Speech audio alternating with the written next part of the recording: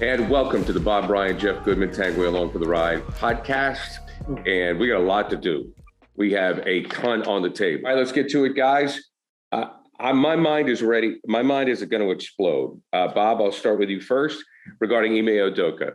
Obviously, leaves Boston under the shroud of controversy. We've heard so many rumors, so many reasons why he was booted. We can tell you that, just to reiterate, something along the lines of having an improper relationship with another member of the Celtics organization. So we think he's gone. Next thing you know, Nash gets fired with the Nets, and he's down there with the Brooklyn Nets. Your thoughts on the whole situation? That the Nets are giving new cachet or new shine to the phrase tone deaf. How could they, under these circumstances, decide that this would be an appropriate time to hire the tainted Ime Udoka to solve their problem? Now, the first question that comes up: do they know something we don't know? Do they know something the Celtics don't know? I don't know. I mean, because all we have is rumors about what really happened and who's involved, and we're not going to get into anything. A lot of speculation. Still a lot of speculation. I heard something the first day that I've never heard repeated. And I don't know how accurate it was. But we do know this, Bob. We do know this, and I think we need to set the table for this. It was serious enough for the Celtics to say so long to a coach that brought him to the NBA Finals. So I think that for the purpose of the discussion, I just need to be clear. It was a serious situation, enough for the Celtics to say goodbye to a guy who was on the doorstep of winning a title. Yeah, well, absolutely. And these by their standards, whatever those standards are, that we only have a vague, generality supposition about. That's all. Whatever the standards are, and the standards of any workplace in America, in the world of Me Too that we are living in the year 2022. That there's a certain obvious no-nos. And one no we know of is a male authority taking up with a subordinate female, and if that's what he did, that's hardly that's something that at most workplaces frown upon. Period. But beyond that, we don't know any details or anything else. It's so. What we know, Bob, is that there probably wasn't anything legal, or else the Nets wouldn't have done this. What we know is it happened within the Celtics organization, and the Nets were saying to themselves, you know what? It happened over there. We feel like he won't do it again. It wasn't anything legal that the woman pressed charges or anything like that. And ultimately, it's, number one, what does KD want? Number two, win at all costs. Because this dude was a great coach. He did turn around the Boston Celtics. Let's be honest. We're not questioning any of that. Ime Udoka was a phenomenal coach in his 1 year at the helm of the Boston Celtics. But I think it was more of like, all right, it happened within the Celtics organization. We can't keep him. We can't keep him because of, again, the dynamics. But the Nets were saying to themselves, you know what? It happened over there. He apologized. We talked to him. He said he won't do it again. And boy, he's a hell of a coach. And number two, KD wants him, so we're gonna give him another shot. Okay, well, all that said, and that leads us to the interesting idea that the Celtics are seeking. They just want to wash their hands of the whole thing, obviously, right? That they're seeking no compensation here. And the two things that people are suggesting that are at the root of what they're doing: one, it's money. They're out of. They don't have to pay him a dime now. And two, that if in case, and this goes back to what you were saying about there's no legal, but how do we know if in case there is some legal problem down the road, it's not their problem anymore. Right. It's the Nets' problem. And if there's such a thing, I mean, otherwise, that does leave the open question, and it's a good one because historically, this is a Celtic organization that goes back to Red Auerbach demanding compensation for Bob Cousy on retiring 6 years after he retired in 1963 to go play for the Cincinnati Royals and demanding a player and getting one. This goes. I mean, and now they're not going to get compensation for this very valuable commodity that you have just outlined. They wanted to fire him. Obviously, they wanted to fire him, but they felt like, again, they didn't want to be on the hook if they fired him for a potential legal battle to try to recoup that money. Instead, they knew that somebody would probably hire Ime Udoka, which would take them off the hook for the money. Yeah. I think, Bob, the reason the Celtics just want this to go away because it's Pandora's box. If this continues to be an issue, if this continues to be negotiations with the Nets for compensation, it's going to be in the media. People are going to dig and people are going to talk. That's my opinion. That's the only thing I can think of, is that the Celtics just don't want any of this stuff to come bubbling up to the surface. Because up until this point, it was over. It was over. Everybody forgot about it. Yeah, it was quiet. It was quiet. You know, we knew this day was coming, and we knew I didn't think it was going to happen this soon. Well, listen, I'm not a big Stephen A fan, but I think he was the one who said it right away or recently that, you know what, the reason, that was that the Nets were going to be, when Nash got fired, that the Nets were going to go after Ime Udoka. And listen, I'll tell you what, if I'm Steve Nash, I'm celebrating right now. I'm drinking wine every single night, and the longevity of my life just added probably 5 years to it by not having to deal with that shit show in Brooklyn. Okay, so let's move on. Let's talk about the two teams here. Let's start with the Celtics, then we'll get to Kyrie and the Nets. Okay, Bob, Marcus Smart, to me, wow, he's got to be careful. He's got to be careful. I can understand. I'm going to put myself in the player's position too. However, ownership, I don't know how they're going to feel about Marcus being very critical of the organization, saying that it makes no sense that Ime can go coach in Brooklyn, but he can't coach here for us. That's basically what Marcus said, among other things. Mm-hmm. Do you think that players need an explanation from ownership now? Yes, I think they always needed one. I mean, they should have been given chapter and verse for such a serious thing as losing this coach that they believed in, that had served them well, with whom they had a personal and professional relationship with, in a sense. I kind of assumed that they knew what was going on. And when I first read the comment, not the most recent ones, but the ones the other day when he was saying the nice things about both Ime and Joe Mazzulla, I thought that was provocative enough, but I was surprised to find out that the implication was that they don't know what was going on. They know. They may not have been told. They know what was going on. You would think so, but I think but to answer your question, guy, no, am I wrong? What do you guys think? Do you think that they weren't? Do you think they were or were not owed a? Well, but I think that the truth lies somewhere in the middle of both of what you're saying. I think Jeff is right. I think they know, but I think it's all been secondhand. True. And they had an idea, right. And I don't think that officially, officially nobody went down and told them and correct. Said, "Hey guys, here's right. What happened here." And that's probably not Brad Stevens. That's probably on either Brad or Wick, right? It's on one of the two. And believe me, I think that this is a very, very difficult situation for ownership.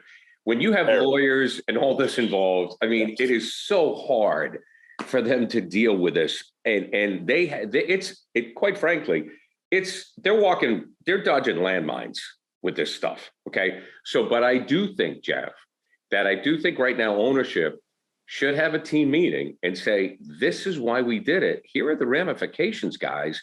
And they forced us to do it. I think that needs to happen now. And the idea that he's gone, where he's gone, it just absolutely exacerbates the whole situation. If he went out to coach in Sacramento, who cares?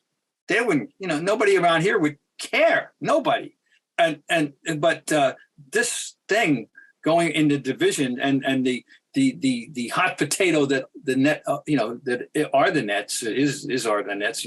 It changes the whole discussion. This episode of the Bob Ryan and Jeff Goodman podcast is brought to you by LinkedIn. As the sun comes out and small businesses are back in business, LinkedIn Jobs makes it easier to grow your team. LinkedIn Jobs helps you find the people you want to interview fast and free.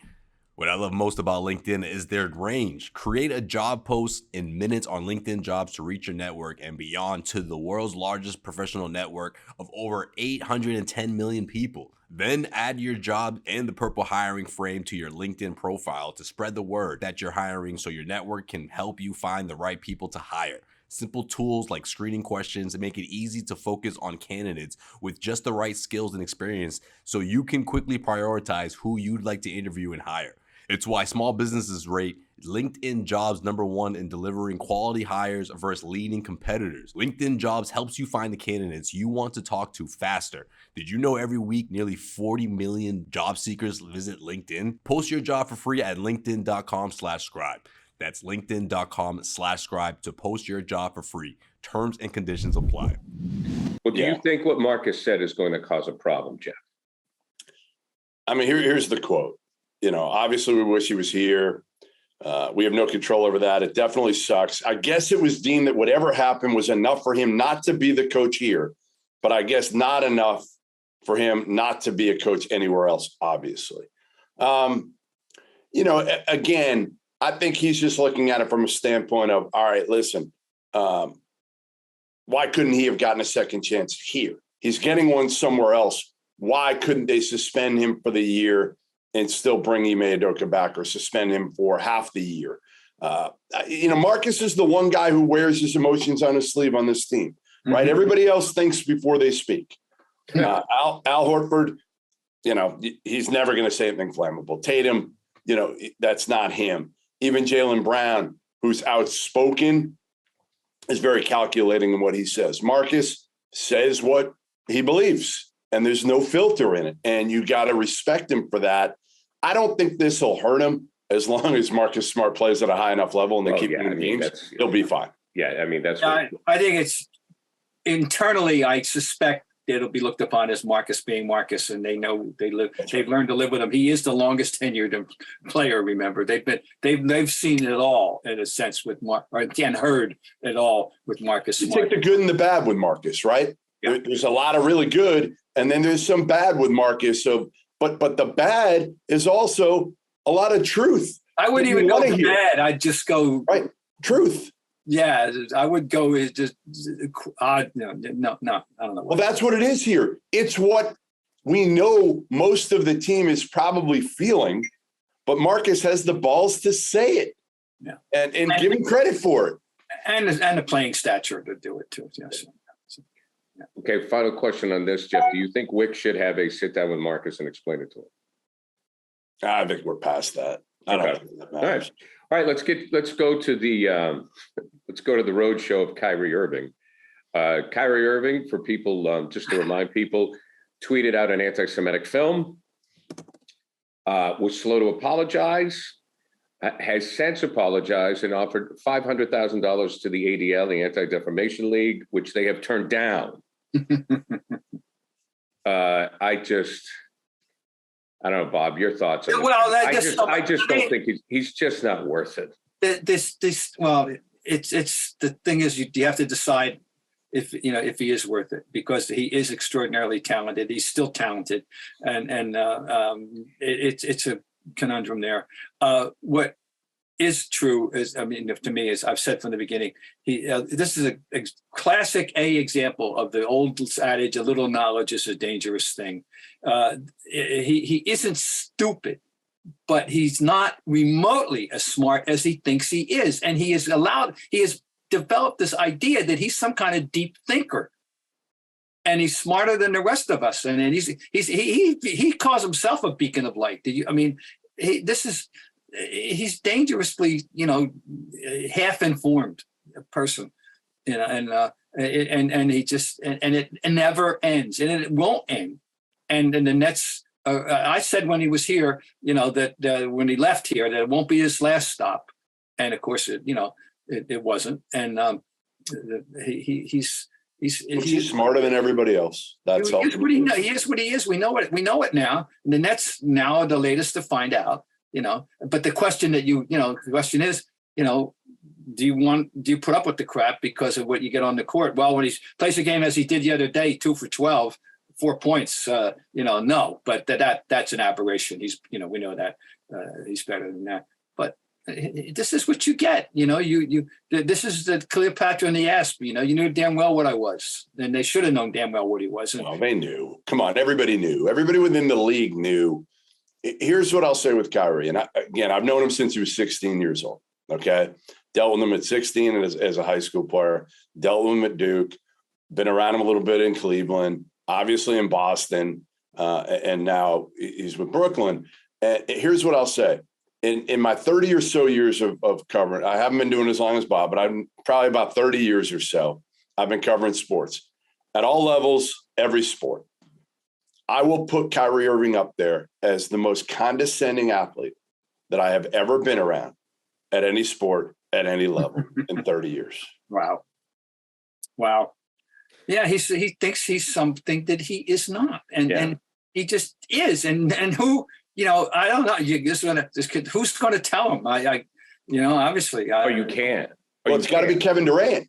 It's got to be Kevin Durant because obviously that might be the only guy he respects enough. I think Durant is sick of him. I think Durant is just like. I'm sure he is. I mean, but Durant, I don't even know if Durant can corral this kid. I don't either, but I think that's your best shot right now because of the respect that Kyrie, I think, has for Kevin Durant, certainly on the court. Right. Certainly on the court. I don't know if he respects him off the court, but I'll give you a couple stories, guys. I remember when Kyrie first got to Boston, I go to a bunch of games early for the Celtics, and I'm asking the Celtics media early on, the ones who have been at training camp every day, how's Kyrie been? Oh, he's been great. I said, all right, I'm going to be gone for a couple months, probably, college games, and I'll be back. Couple months, I'll see you. And sure enough, I come back a couple months later, ask the same guys, so how's Kyrie now? They're like, man, you're right. He is awful to deal with. And the other thing that you'd see with Kyrie is like anytime I'd sit down with Kyrie, whether it was, I remember back at Duke, I did a sit down with him, 20 minutes. And, you record it and he's saying all these things and using these words and big words and this and that. And the end of it, I'm thinking to myself, I'm like, man, he didn't make sense. He didn't make sense on a lot of this shit. Right. Let me go back. Let me listen to it. Maybe it was me. Maybe I'm just having a bad day or I didn't get enough sleep or whatever. I'm going to listen to this and make sure. So sure enough, I listened to it. Like he made no sense. And he still makes no sense. And he thinks he knows everything. And that's the most dangerous person to me. The one who thinks they know everything, who talks down to everybody, and now starts spewing. I spoke to yesterday a former NBA player, and he said, he goes, this dude thinks that he's smart. He went to one semester at Duke. That's his college education, by the way. We forget that. He didn't go to Stanford for 4 years. I don't forget that. Right. He went to basically one semester of classes at Duke.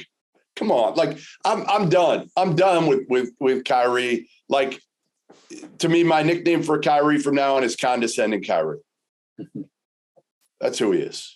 Look better, feel better. AG1 Athletic Greens cost less than $3 a day. You're investing in your health. It's cheaper than your cold brew habit. You're investing in all-in-one nutritional insurance. They've got over 7,000 five-star reviews recommended by professional athletes. Supports mental clarity, alertness, sleep better, recover better. Contains less than 1 gram of sugar. So check it out with Athletic Greens.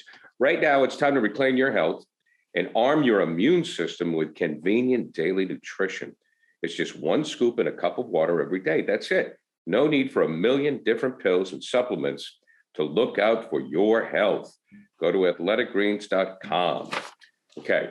So before we get, I want to say one more thing. I think maybe it isn't necessary, but I think it's wise for us to do this. We are 3 middle and age in 2 cases and elderly in another case, white males discussing a a 30-year-old black male. And this is potentially dangerous territory in where we live in.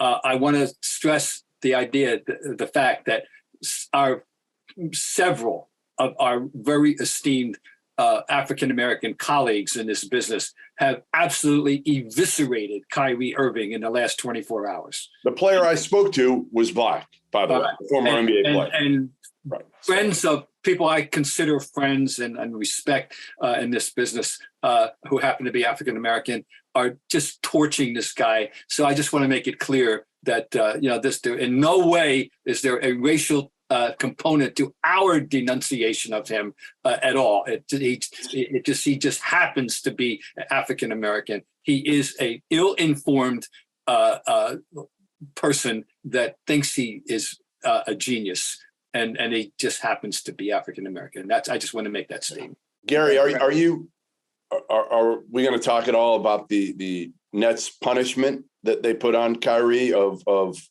at least 5 game suspension now? We can also discuss about the lack of Adam Silver's involvement. I know. Yes, I wanted to tie those in together because That's somebody did call me. Go ahead. This floor is yours on that because Silver's been at hand's length, and right now Kyrie's looking at 5 games. Yeah, I wanted to ask Bob this because somebody actually called me and asked me. They said, if David Stern were still the NBA commissioner right now, what would he have done? How long would it have taken him to penalize Kyrie Irving? It took the Nets until, think of how much he's done, how long it took. And Adam Silver, yes, he wanted to meet with Kyrie. And I don't think he was going to suspend him. Maybe he was, but it took the Nets to suspend him. And they had a pretty harsh statement that came out there basically saying we're not standing for this. And he's going to be suspended without pay for at least 5 games, a minimum of 5 games. Until I don't even know if that apology will be enough. We'll see on Instagram. But Bob, going back to it first, of if David Stern had still been alive right now, what do you think would have happened? Well, David was very proprietary about this league, his league, and I know that, and I think he would have recognized that things and been more forceful. And by the way, I'm a pretty good fan of Adam Silver. This is a difficult. Me too. But but David was a towering figure, and he probably would have been more forceful. But I'm not. I have great sympathy for Adam Silver having to deal with this mess. But you're right. I think the implication here is clear that David probably would have been more forceful. Yeah, it was his league. When you talk about David Stern, what's your opinion on this, Jeff, on Silver so far? Yeah, I think he's been soft for the most part, but I also think he's in a tough spot being Jewish in this one. Yep.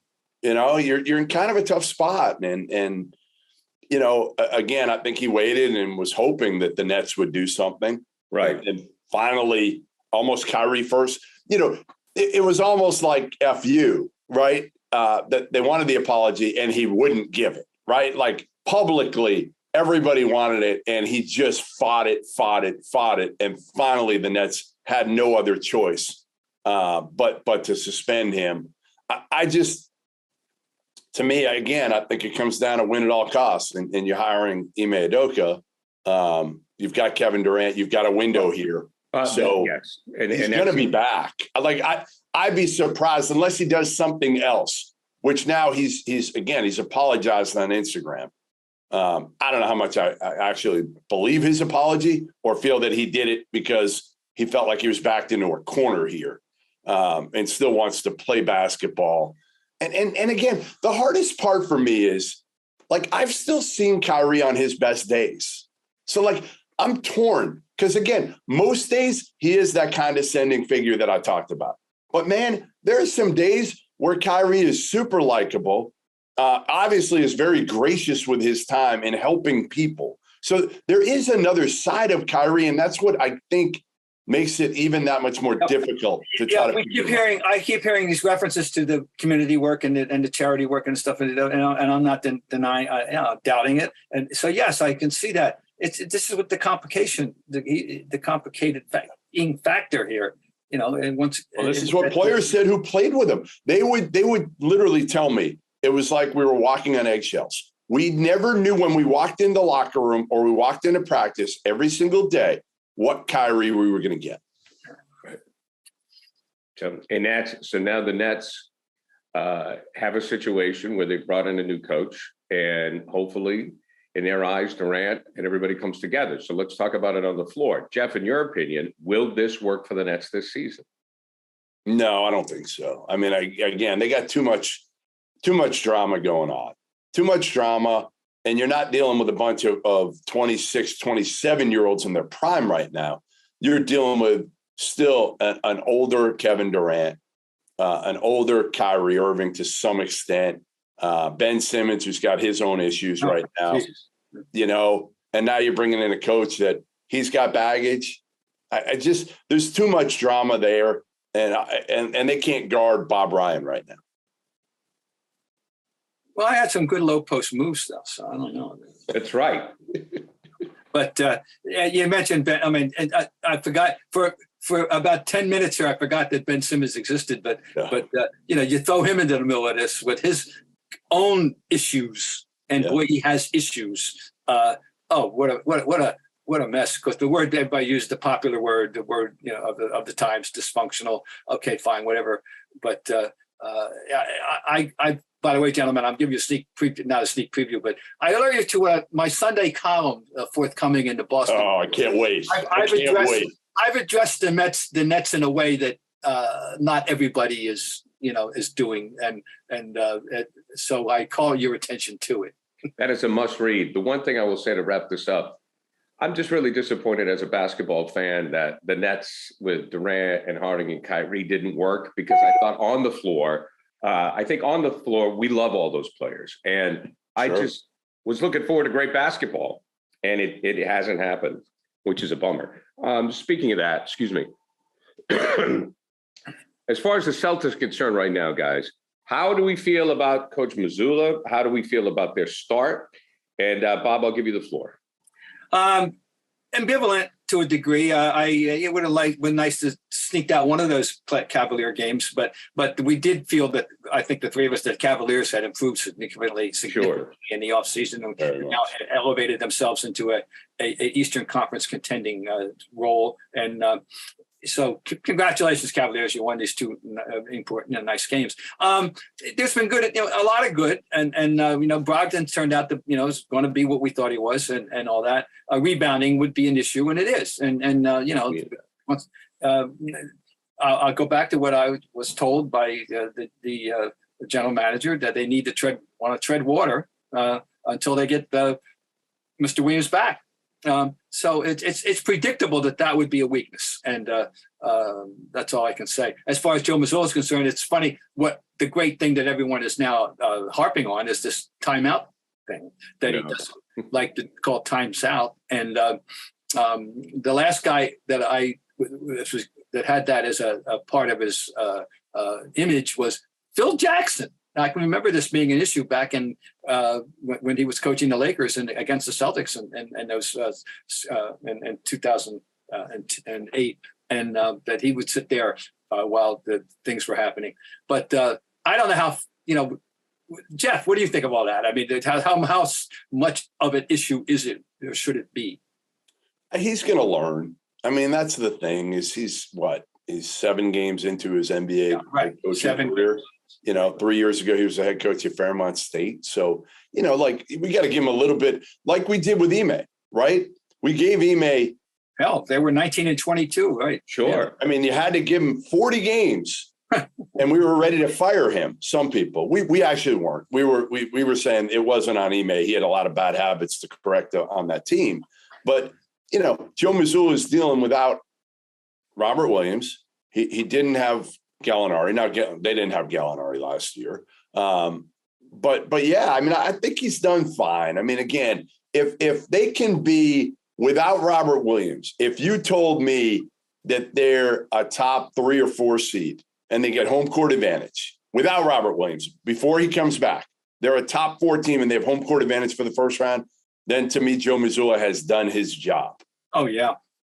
And that's where they are right now. Jeff, is Mazzulla, not his credibility, but is his position, I was going to be over dramatic and say as a leader of men, my John Facenda voice, but as a head coach for the Celtics and credibility, is that hurt at all by the fact that his old boss and their favorite guy is now with the Nets? Does that hurt Mazzulla?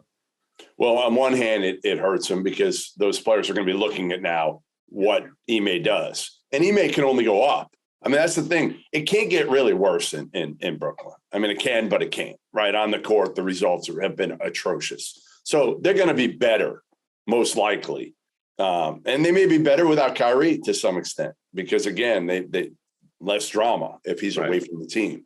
I will say, I think it helps Joe Mazzulla in a way of, all right, now he can kind of take a breath. He doesn't have the questions about Ime still being suspended. Not that anybody thought that Ime was ever going to coach the Celtics again, but that part is over. And now maybe there's a little bit less pressure of, all right, you know what? As long as I do what I got to do here, I'm going to be the next head coach of the Celtics. The interim tag is going to be removed as long as I don't screw this thing up. And by not screwing it up, it just means, to me, if you have a healthy team come playoffs, you got to get to the Eastern Conference Finals again. I don't know if you have to get to the NBA Finals. Maybe. But I think if you get to the Eastern Conference Finals, Joe Mazzulla has the interim tag removed, and he might have it removed before then. Who knows? They may say, Wick may say halfway through the year, he's done a hell of a job. They got him in the number 3 spot without Robert Williams. We're going to remove it and give him the job and give him a 4-year, 5-year deal. Bob, you got any thoughts on that? I agree pretty much on that. We need to see it play out. We need to see. We do know that he walked in with the approval and endorsement of those players to start. It wasn't like they brought in some guy from Mars. They brought in a guy that they liked and knew right away. The very first day, he got an endorsement from Jason Tatum, public endorsement. They want to play for this guy, and that's big deal in this league. He's likable. Like Mazzulla. Here's what Mazzulla is. He's super likable. He is realistic about himself and the situation that he walked into, and he's going to be inclusive of these star players, which Ime was too at a certain point. And I think you have to be these days. And that's something that, again, goes a long way with these guys, right? I'll promote you publicly, but you better take care of me too. All right, let's move on to some college stuff. And I know Bob is very interested to hear Jeff's thought on this. It's crazy. Just to set the table here quickly, Bob, is we know the NCAA is not worried about time. So 5 years later with Louisville, they're fined $5,000, gets a slap on the wrist, and this was for a player, Adidas getting $100,000. Pitino's gone, the coaches are gone, everybody's fine. So not only is Pitino gone, Chris Mack's gone. There are 2 coaches removed. Right. There are 2 coaches removed. So, it seems that, okay, time heals all wounds. A player got paid, a player that didn't even go to them was given $100,000. And then 5 years later, we'll let it go. Your thoughts, Jeff? Go ahead, Bob. Go ahead. No, I want to know what your thoughts. My thoughts, first of all, I did not know until yesterday about the existence of something called the Independent Accountability Resolution Panel, the IARP, a group of high-priced lawyers hired by the NCAA to adjudicate the infractions cases. I didn't even the NCAA.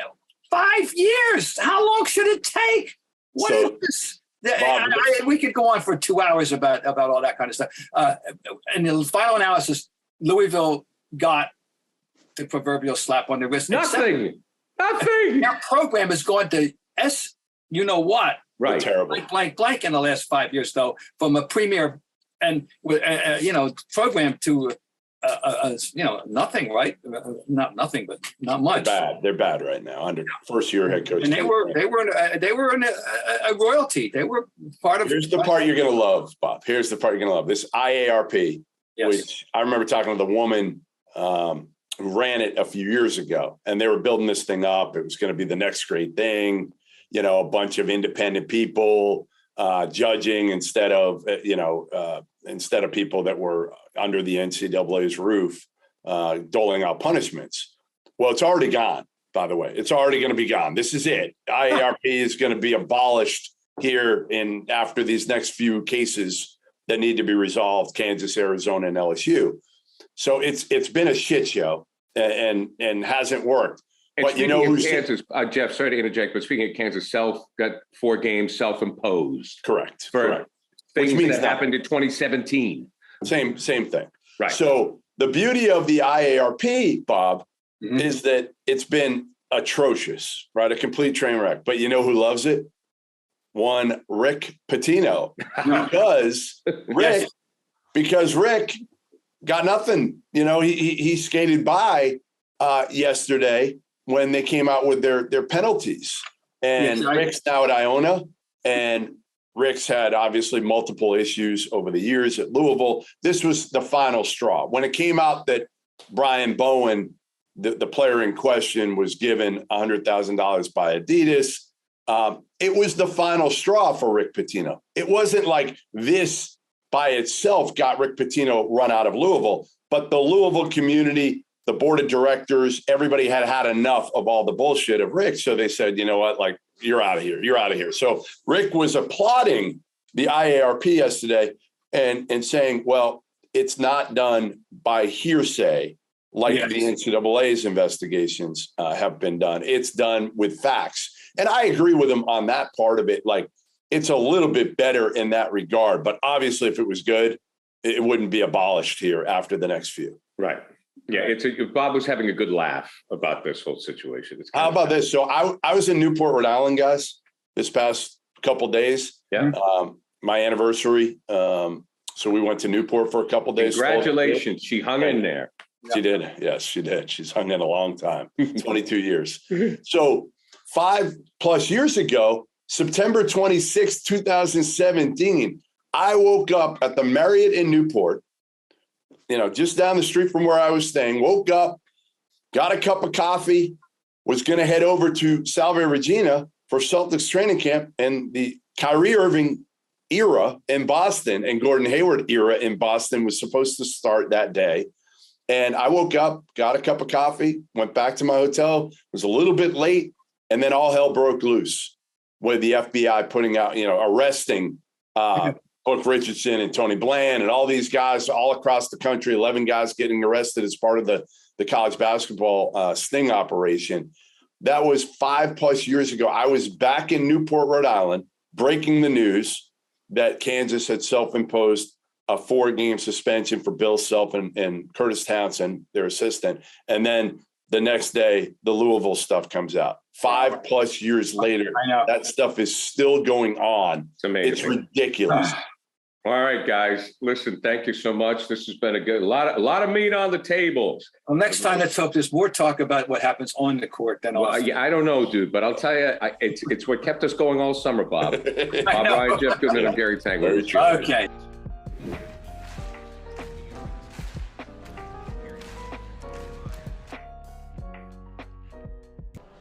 This episode of the Bob Ryan and Jeff Goodman podcast is brought to you by Athletic Greens. Athletic Greens is going to give you a free 1-year supply of immune-supporting vitamin D and 5 free travel packs with your first purchase.